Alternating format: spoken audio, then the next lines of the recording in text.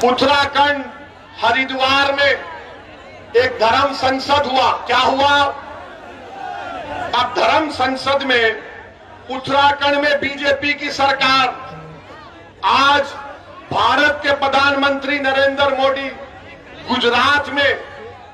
गुजरात में ईसाइयों के चर्च के में जाकर कहा कि भारत की अखंडता को बरकरार रखना है, भारत की यूनिटी को बरकरार रखना है। देश के प्रधानमंत्री ने कहा बड़ी अच्छी बात है, बड़ी अच्छी बात है। मगर हम देश के प्रधानमंत्री से पूछना चाह रहे हैं कि उत्तराखंड में आपकी सरकार है और उस सरकार में वहां पर एक धर्म संसद हुआ जिसमें उसका नाम क्या रखा गया? इस्लामिक भारत में सनातन का भविष्य। ये हुआ है। अच्छा, उसमें क्या कहा गया? उसमें चलिए मैं लफ्ज़ मुसलमान नहीं बोलूंगा क्योंकि योगी और मोदी और उनके चमचों को बड़ी आपत्ति होगी। मैं ये कहूंगा कि उन्होंने असदुद्दीन ओवैसी के बारे में ये कहा, एक महाशय ने कहा कि काश मैं एमपी होता तो मनमोहन सिंह को गोलियां मार देता। देश का मनमोहन सिंह 10 साल का प्रधानमंत्री, अगर मैं पार्लियामेंट में होता तो एक महाशय बोले, उनका नाम नहीं बोलना चाह रहा हूं मैं, ना छोड़िए, नाम तो सिर्फ अल्लाह का रहेगा, याद रखो।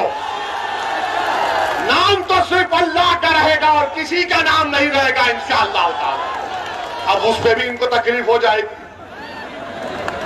तो एक महाशय ने कहा कि अगर मैं पार्लियामेंट में होता तो नाथूराम गोडसे की तरह 6 गोलियां भारत के एक्स प्राइम मिनिस्टर को गोली मार देता। अब आप सोचिए थोड़ी देर के लिए, जो मोदी के भक्त हैं उनसे भी कह रहा हूं, अगर कोई फेसबुक पर योगी और मोदी के बारे में कुछ अनाप शनाप लिख दे तो 4 घंटे के अंदर हजरत पुलिस उसके घर को पहुंच जाती, चल हमारे साथ। खाली फेसबुक पर देश के एक प्रधानमंत्री के ओहदे पर रहने वाले मनमोहन सिंह से कहा जा रहा है कि अगर हम होते तो तुझे 6 गोलियां मार देते। आपको मालूम, लंबा अरसा हो चुका ये होकर, 4-5 दिन हो चुके, एक भी गिरफ्तारी नहीं हुई, एक भी गिरफ्तारी नहीं हुई है। अरे मनमोहन सिंह की तो इज्जत नहीं करते तो देश के प्रधानमंत्री के ओहदे की तो इज्जत करो। आज मोदी प्रधानमंत्री है, कल कोई और होगा इंशाअल्लाह, मगर उस ओहदे की तो अजमत, उसका इकबाल रहना चाहिए ना। कोई कैसे खड़े होकर कह सकता है, कोई कैसे खड़े होकर कह सकता है कि मैं पार्लियामेंट में होता तो 6 गोलियां मार देता? मगर कोई एक्शन उत्तराखंड की बीजेपी की सरकार ने नहीं लिया। एक और महाशय थे, उन्होंने क्या कहा? उत्तराखंड के ईसाइयों को कहा क्रिसमस नहीं मनाना, क्रिसमस मनाओगे तो फिर तुम्हारी खैर नहीं है। अच्छा, एक और महाशय ने कह दिया कि मैं भगवा संविधान दे रहा हूं। अब हम पूछना चाहते हैं मोदी जी से, क्या आप ये भगवा संविधान को लेकर आएंगे या अंबेडकर के बना हुए संविधान को बरकरार रखेंगे? संविधान की धज्जियां उड़ाई जा रही है। बीजेपी, नरेंद्र मोदी सन्नाटे में है। और फिर एक और मैडम ने कहा, वन मैडम हैज सेड, क्या कहा मैडम ने? मुझे 100 सिपाही चाहिए जो 20 लाख ओवैसी की तरह लोगों को मार दे। भाषण में कहा, कमरे में नहीं, भाषण में कहा। और कहा कि भारत का संविधान गलत है और भारत के लोगों को नाथूराम गोडसे की पूजा करनी चाहिए। क्या करनी चाहिए? पूजा करनी चाहिए। वो गांधी का कातिल हरामी गोडसे की पूजा करेंगे। इस आजाद हिंदुस्तान का अगर सबसे पहला टेररिस्ट कोई था, नाथूराम गोडसे था। और मैडम बोल रही है उसकी पूजा करनी चाहिए। अच्छा, एक और महाशय बोले, क्या बोले कि आप वो अपील कर रहे हैं, अपने हिंदू भाइयों से कह रहे हैं, मुझे यकीन है कि हिंदू भाई उसका नहीं मानेंगे, कह रहे हैं कि हथियार उठा लो ताकि 2029 में कोई मुसलमान प्रधानमंत्री ना बन जाए। और फिर वही एक और साहब कह रहे हैं कि जिस तरह म्यांमार में रोहिंग्या मुसलमानों को उनके मुल्क से निकाल दिया गया, उसी तरह मुसलमानों से उस तरह का हशर करना चाहिए। कोई मुकदमा नहीं, कोई गिरफ्तारी नहीं।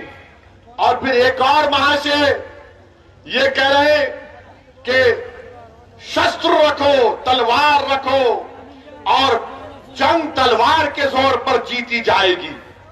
और फिर एक और महाशय ने कहा कि मुसलमानों के गांव को खाली कर दो।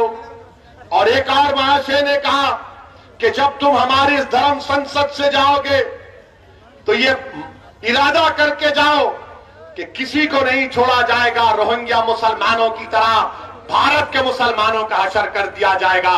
मैं नरेंद्र मोदी से एक सवाल कर रहा हूं, आपने गुजरात में आज कहा कि देश की यूनिटी को, अखंडता को बरकरार रखना चाहिए। बताओ, देश के प्रधानमंत्री, आप मेरे भी प्रधानमंत्री हैं, आप देश के प्रधानमंत्री हैं, आपने भारत के संविधान पर हल्फ लेकर भारत के तमाम नागरिकों की हिफाजत का जिम्मा आपने लिया है। बताओ क्या आप इनकी बातों से मुत्तफिक है? अगर नहीं है तो फिर ये खुले क्यों घूम रहे हैं? और बाबा ये बताओ, ठोक दो, क्या करोगे तुम अब? ये धर्म संसद में इस तरह की बकवास कही गई और वहां के डीजीपी साहब कहते हैं अनलॉफुल एक्टिविटीज प्रिवेंशन एक्ट नहीं लगेगा। डीजीपी साहब, हमको भी थोड़ा कानून आता है, आपकी तरह नहीं आता होगा, मगर भारत का कानून यह है कि जब भारत की आर्मी से कह रहे हैं लोग मुसलमानों को मार दो, तो क्या आप 121A का दफा नहीं लगा सकते? क्यों नहीं लगाया आपने, मेरा एक सवाल। और फिर आप 124A लग सकता है, धमकी 503 लग सकता है, आर्म्स एक्ट लग सकता है, और फिर आप सेक्शन 108 अबेटमेंट लग सकता है। और अगर यूएपीए नहीं लग सकता तो झूठ, यूएपीए में आप इन तमाम ऑर्गेनाइजेशन को बैन करो इनको जो मनमोहन सिंह को मारने की धमकी दे रहे हैं, जो मुसलमानों को, भारत के मुसलमानों को, रोहिंग्या मुसलमानों का हाल करना चाहते। कुछ एक्शन बीजेपी नहीं लेगी। ये इस तरह की बातें ये लोग कर रहे हैं। और बीजेपी के लोग ओवैसी की 45 सेकंड की तकरीर पे पेट में दर्द हो जाता है। आप सोचिए, नहीं, ये जज्बात में लाने के लिए नहीं कह रहा हूं, याद रखिए, ये अंग्रेजी में बोलते ना, नहीं, ये फ्रिंज है। ये फ्रिंज नहीं, ये मेन एलिमेंट है। जो बीजेपी इनकी सरपरस्ती कर रही है, बीजेपी इनकी तारीफ कर रही है, संघ परिवार इनकी सरपरस्ती कर रही है, और इस तरह के बुरे ख्यालात इनके। अब बताओ आप कि एक मजहब के मानने वालों को, जो भारत के बाइज्जत शहरी है, अकलियत है, अल्पसंख्यक है, माइनॉरिटी है, उनको मारने की बातें हो रही हैं और कोई केस, कोई गिरफ्तारी अब तक नहीं होती।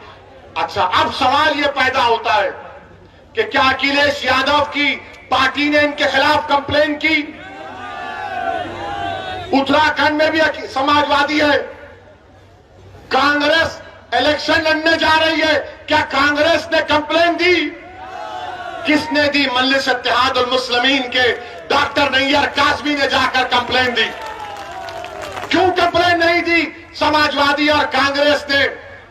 तो बोलेंगे वो वोट नहीं मिलेगा हमको, वो वोट नहीं मिलेगा हमको। अरे तुम वोट की क्यों बात कर रहे? देश को बचाओ।